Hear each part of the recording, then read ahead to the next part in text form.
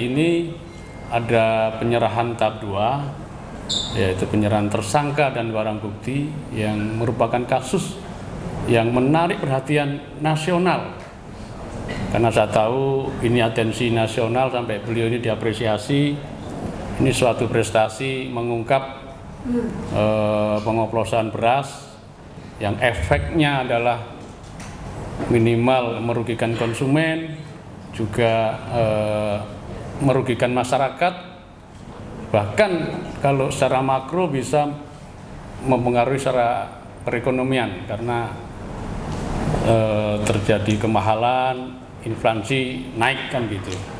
Nah, ini telah berhasil diungkap teman-teman Polda, dan hari ini karena sinergi yang luar biasa, perkara yang nasional itu bisa cepat selesai, dalam arti sementara sudah dinyatakan P21 cepat dan hari ini tahap 2, dan nanti segera akan kita sidangkan walaupun tempatnya ada di beberapa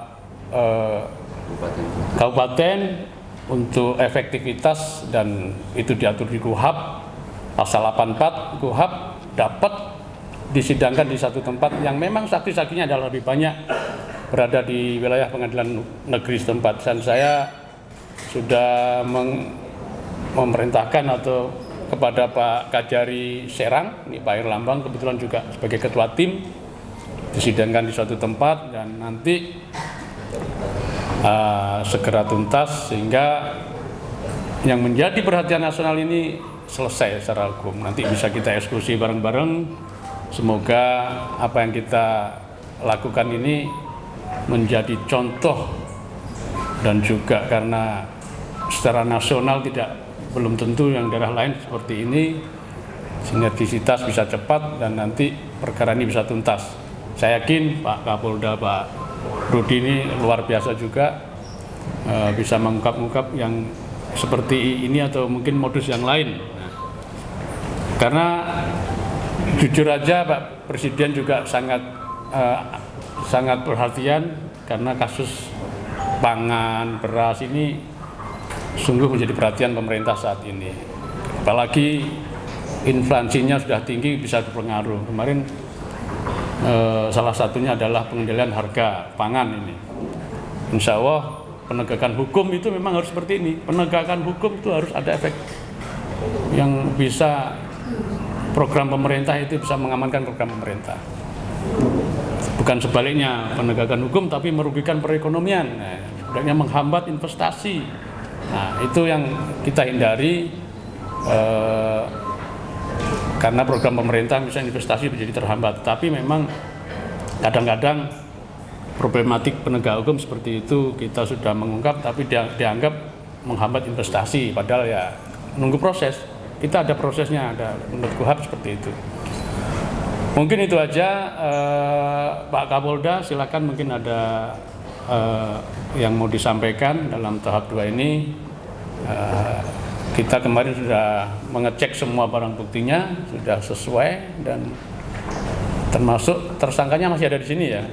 Nanti kalau mungkin teman-teman wartawan pengen, ini teman-teman wartawan kita undang Pak, ini tuh menyaksikan sinergitas kita ini, betapa suatu perkara sebesar apapun kalau kita sinergi akan tuntas, akan lancar sampai proses selanjutnya.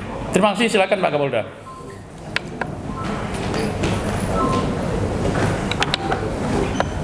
Bismillahirrahmanirrahim. Assalamualaikum warahmatullahi wabarakatuh. Selamat siang dan salam sejahtera untuk kita semua. Yang saya hormati Pak Kajati Banten beserta seluruh jajaran, para PJU Polda Banten, dan seluruh hadirin yang saya cintai dan saya banggakan. Alhamdulillah siang hari ini kita bisa sama-sama mengikuti rilis tahap 2 penyerahan tersangka dan barang bukti di Kejaksaan Tinggi Banten. Perlu saya laporkan kepada Bapak Kajati bahwa ini proses penyidikan masih terus berlangsung. Kami masih terus melakukan pengembangan Dan alhamdulillah juga kita semua itu punya Kajati yang komunikatif, sehingga kendala seperti apapun bisa cepat selesai dengan adanya komunikasi yang baik antara Kapolda dan Pak Kajati, antara penyidik dan penuntut umum. Dan ini luar biasa, dan saya memberikan apresiasi yang setinggi-tingginya kepada Bapak Kajati dan seluruh jajaran.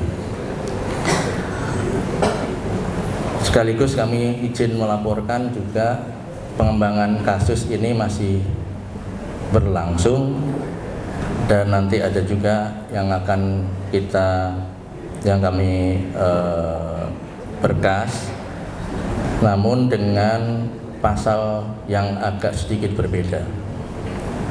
Kami mencoba dari penyidik sudah mencoba untuk memformulasikan dengan menggunakan Undang-Undang Tindak Pidana Korupsi. Nanti ada dari pengembangan ada yang dikenakan tindak pidana korupsi, kemudian ada juga yang dikenakan nanti perbuatan curang, termasuk TPPU. Karena ini menyangkut dengan masalah perut rakyat, makanya kami serius untuk menangani ini, dan kami sudah mendapatkan restu untuk diperkenankan melakukan penyidikan sampai ke atas. Kemungkinan nanti juga kita akan panggil juga sebagai saksi maupun mungkin status yang lain yang ada di Bulog, atau mungkin yang ada juga di Cipinang. Tapi ini masih dalam proses. Mudah-mudahan prosesnya juga bisa kita laksanakan, dan juga sebagai laporan awal bahwa yang sekarang ini baru tahap yang pertama.